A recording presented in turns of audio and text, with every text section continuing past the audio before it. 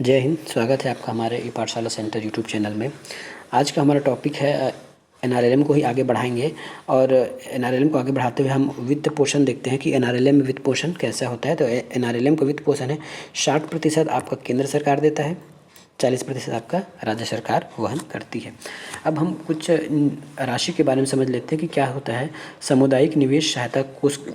सामुदायिक निवेश सहायता कोष के दो भाग होते हैं, एक है चक्री निधि, दूसरा है सामुदायिक निधि। तो पढ़ते हैं चक्री निधि क्या होता है। समूह को खाद्य सुरक्षा हेतु एवं रोजगार प्राप्त करने हेतु चक्री निधि दिया जाता है। इसकी राशि 15,000 होती है। इस निधि को समूह के द्वारा नहीं लौटाया जाता। ये चक्री निधि है, ठीक है। समूह को खाद्य सुरक्षा के रूप में उनके जीवन यापन करने के लिए एवं रोजगार प्राप्त करने के लिए समूह को कुछ पैसा दिया जाता है शासन की ओर से, 15,000 रुपये। तो और इसे लौटाने की समूह को आवश्यकता नहीं होती, ये समूह के लिए होती है। जब समूह अच्छा कार्य करने लगे, है ना। ऐसा नहीं कि आपको समूह बनते ही दे दिया जाएगा। जब समूह अच्छा कार्य करने लगे तो आपको चक्री निधि दे दिया जाएगा समूह में खाद्य सुरक्षा हेतु रोजगार प्राप्त करने के लिए, और इसको लौटाने की आवश्यकता नहीं है। अगला देखते हैं, चक्री निधि की पात्रता क्या होगी। अब आपको 15,000 मिलेगा कैसे। अब आपको जैसे हम लिख लिए हैं तो 15,000 आपको मिलेगा कैसे। ऐसा नहीं कि आप समूह बना लिए, आज आपने समूह बना लिया और एक हफ्ता बाद बोलेंगे हमको 15,000 दो, तो ऐसा नहीं होगा। इसके लिए कुछ पात्रताएं हैं। तो इसकी पात्रता क्या होगी। स्व सहायता समूह चक्री निधि प्राप्त करने के पूर्व सीआरपी प्रशिक्षण प्राप्त कर ले। सीआरपी प्रशिक्षण प्राप्त कर ले। एक स्पेशल प्रशिक्षण होता है जिसमें समूह के बारे में उसकी जानकारी दी जाती है। समूह के द्वारा नियमित 6 माह तक पंचसूत्र का पालन किया जाना चाहिए, ठीक है। अब पंचसूत्र क्या होता है ये नीचे लिखा है, मैं बता देता हूँ। समूह के द्वारा 6 माह तक पंचसूत्र, जैसे समूह बना तो उसको 6 माह तक पंचसूत्र का पालन करना होगा। पहला होगा नियमित आपको साप्ताहिक बैठक लेनी है, नियमित आपको बचत करनी है, नियमित लेन देन करना है ना, नियमित आपको ऋण वापसी करना है और नियमित आपको पंजी संधारण करना है। पहला बात तो ये हो गया कि आपने समूह बना लिया तो सप्ताह में एक बार आप लोग बैठ जाएं बात करने के लिए कि आपके समूह में क्या हो रहा है, क्या करना चाहिए, कैसा है, इस बारे में। ये हो गया एक पहला। दूसरा है कि आपको नियमित बचत करनी है। जैसे आपके समूह में कुछ आय होता है, यदि आपके समूह कुछ कार्य कर रही है, कुछ चीज़ों का लेन देन कर रही है, तो आपको एक निश्चित बचत करना होगा। ऐसा नहीं कि जितना है उतना उड़ा दिए, ठीक है। तीसरा, नियमित लेन देन करना होगा आपको बैंक से। बैंक से आपका जैसे नियमित लेन देन होना चाहिए। जैसे एक ऐसा नहीं कि आप लोन लेके भाग गए या फिर उसको उस समय पे आप नहीं चुका पा रहे हैं, तो नियमित ऋण वापसी होनी चाहिए। चौथा है आपको नियमित ऋण वापसी होना चाहिए। जितना आप बैंक से लेते हैं या किसी और शासन से लेते हैं तो उसको आपको समय अंतराल में नियमानुसार वापस करना है और उसके पंजी संधारण करना है। पंजी संधारण करने का मतलब ये होता है, जैसे आपने इस दिन साप्ताहिक बैठक लिया, है ना। साप्ताहिक बैठक लिया तो केवल बैठ कर बात कर चले गए, ऐसा नहीं होगा। उसमें आपको एक कार्यवाही पंजी लिखनी पड़ेगी। कार्यवाही का मतलब ये होता है कि उस दिन आपने बैठक में क्या किया। तो कार्यवाही पंजी में लिखना होगा कि हमने इस दिनांक को इतना बजे आज बैठक रखा था, उसमें ये सदस्य उपस्थित हुए, सदस्य अध्यक्ष सचिव जो भी है उपस्थित हुए, और किस किस मुद्दों पर बात आपने किया वो आप लिखेंगे मुद्दा, और उस मुद्दे में कितने लोग सहमत हुए और किस तरह आपने किस बातों का समर्थन किया, किस विषय का नया अनुमोदन आपके समूह द्वारा किया गया। इन सब चीज़ों का पंजी संधारण कहलाता है। एक लेन देन का पंजी होगा, कितना लिया कितना दिया। एक बचत का पंजी होगा। इस प्रकार आपको संपूर्ण पंजी संधारण करने होंगे। अब इसके लिए अपात्रता क्या है ये देख लीजिए। यदि आप अपात्र हैं तो आपको 15,000 रुपये नहीं मिलेगा। ऐसा समूह जिसमें महिला और पुरुष दोनों हों। देखिए मैंने पहले ही बता दिया था जब SGS पढ़ रहे थे तो कि समूह केवल महिला या पुरुष का नहीं होता, मतलब केवल महिला का नहीं होता। समूह आपका महिला का भी हो सकता है और पुरुष का भी हो सकता है, लेकिन कुछ ऐसी समूह है जिसमें आप महिला और पुरुष दोनों हैं, तो उस समूह को हम चक्री निधि के रूप में काउंट नहीं करेंगे, उनको पैसा नहीं दिया जाएगा। ऐसा समूह जिसमें कुछ सदस्य 2 समूह से जुड़ा है, वैसा तो ये संभव नहीं है, क्योंकि मैंने रूल में पहले ही बता दिया था कि कोई एक सदस्य एक समूह से ही जुड़ सकता है। तो ऐसा कोई अगर ऐसा हो सकता है गलती से, तो भी उसको पैसा नहीं दिया जाएगा उस समूह को। उसके बाद है एक ऐसा समूह जिसे पहले से ही स्वर्ण जयंती ग्राम स्वरोजगार योजना के अंतर्गत चक्री निधि प्राप्त हुई है। देखिए चक्री निधि SGS स्वयं भी था और NRLM में भी था। तो जिसे SGSY से चक्रीय निधि एक बार प्राप्त हो गई है 15,000, तो उसको दोबारा प्राप्त नहीं होगा, ऐसा है। और ऐसा समूह जिसको महिला बाल कल्याण कोष से चक्रीय निधि प्राप्त हो गया, उसको भी नहीं मिलेगा। तो पहले तो आपको SGSY से अगर पूर्व में प्राप्त हो गया है चक्रीय निधि, तब की स्थिति में आपको नहीं दिया जाएगा। दूसरी स्थिति ऐसी रहेगी यदि आपको महिला बाल विकास कल्याण कोष से, ठीक है, आपको चक्रीय निधि प्राप्त हो गई है, तो उस कंडीशन में भी आपको NRLM से कोई भी निधि प्राप्त होने की उम्मीद नहीं है। अब देखते हैं सामुदायिक निधि क्या होता है। सामुदायिक निधि क्या होता है? सामुदायिक निधि, लोन देना पड़ेगा। सामुदायिक निधि, चलिए ये जो वर्ड लिखा हूँ लोन देना पड़ेगा, वो आगे समझ आएगा क्यों लिखा हूँ। समूह को अपने जीवनोपार्जन हेतु गतिविधियों को चलाने हेतु, मतलब आपके समूह को कार्यविधि चलाने हेतु, आपके समूह को कार्य को चलाने हेतु लोन के रूप में 60 से 75,000 रुपये सामुदायिक निवेश दिया जाएगा। ठीक है, 60 से 75,000 रुपये आपको सामुदायिक निवेश दिया जाएगा। लोन देना पड़ेगा मतलब ऋण देना पड़ेगा। ये लोन समूह को ग्राम संगठन को दिया जाता है। ठीक है, समूह को ग्राम संगठन को दिया जाता है।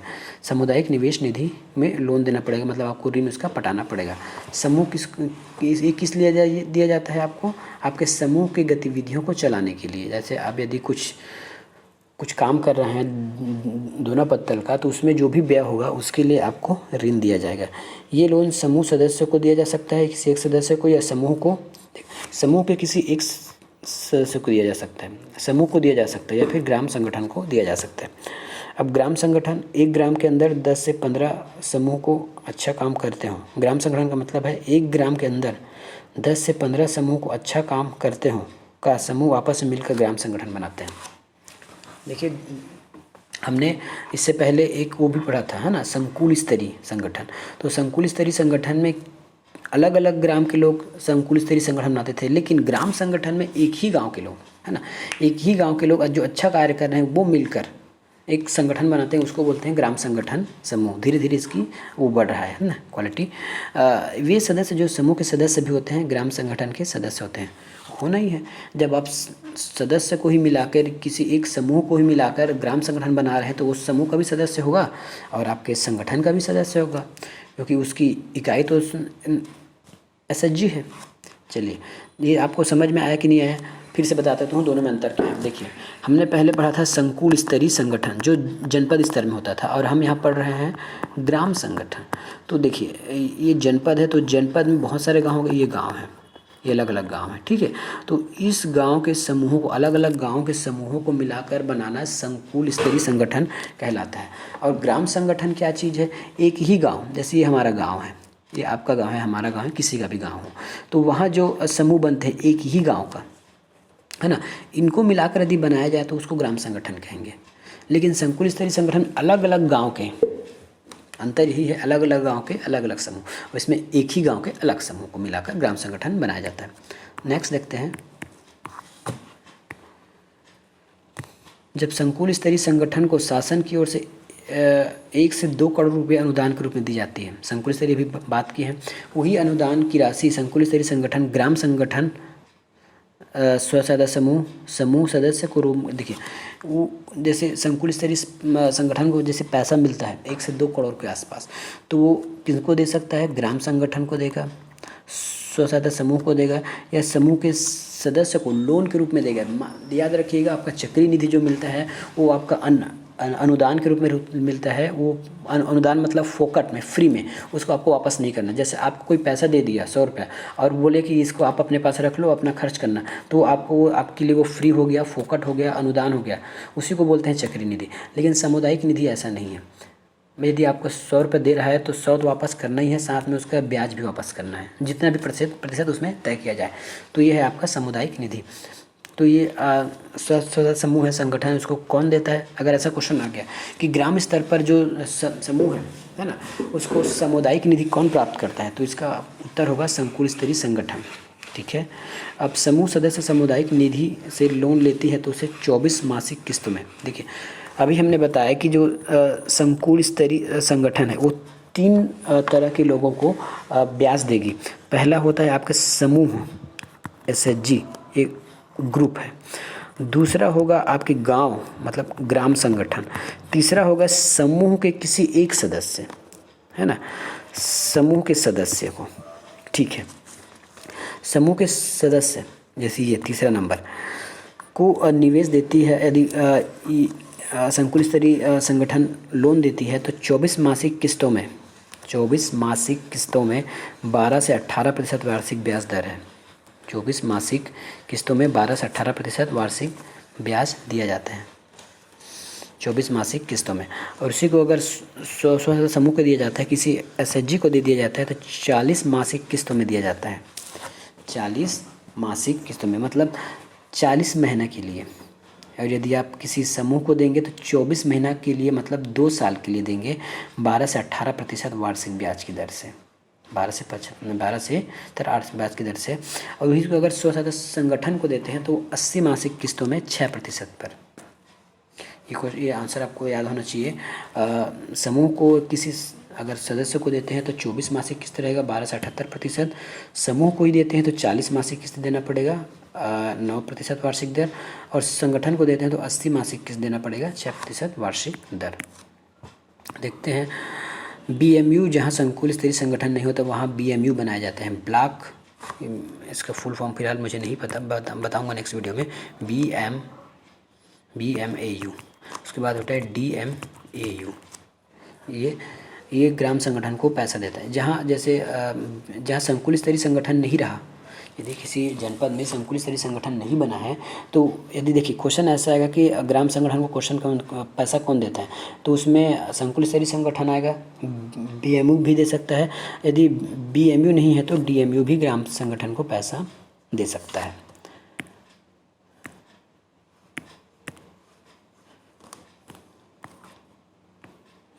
बैंक द्वारा लोन समूह को बैंक से जोड़ने के लिए तथा वित्तीय सहायता हेतु 3% वार्षिक दर से लोन दिया जाता है।